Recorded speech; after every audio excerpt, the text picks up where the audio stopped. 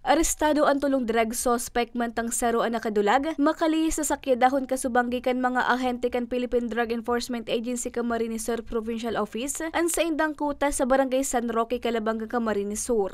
Pigbisto ang mga nadakop na sinda Brian Magsino Ibarsibal, 38 anyos kan barangay Del Rosario, Canaaman, Camarines Sur. Antonio Busilig Ipilayar, 63 anyos, drug den employee. Berna Magsino Barsibal, 31 anyos, drug den operator, residente man kan barangay Del Rosario, Canaaman, Camarines Sur. Asin ang nakatakas kaining live-in partner na si Jojo Busilig, drug den maintainer.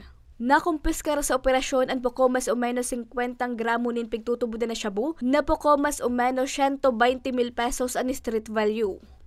Iyo po, po ka nakaabot sa tuya so informasyon, verify ta po init, monitor ta po ining arong na ini. At ito nga ni po, laugan ta na kang sa tuyang asset dyan, ang sa tumpusor buyer, at kang na-confirm na nga ni po ini, saka nga po kita nagagibukang sa tuyang operasyon. Padagos pang pigahanap ang nakatakas na suspect mantang nasa custodial facility na kan Pedaya Kamsur, ang tulong iba pa na interong nahampang sa kasong pagbalgar sa Section 5, 6, 7, 11, 12 asin 15 kan Akte Republika 91-65 o ang pagbalgar sa Comprehensive Dangerous Drugs Act of 2002. At as usual po, sa pirmi man po pigatama, mali po sa PDR 05, kapag may naraman po kamo sa indong barangay, sa indong komunidad, nagagamit o nagtitinda, ipagpaabot aram na lang po sa muya.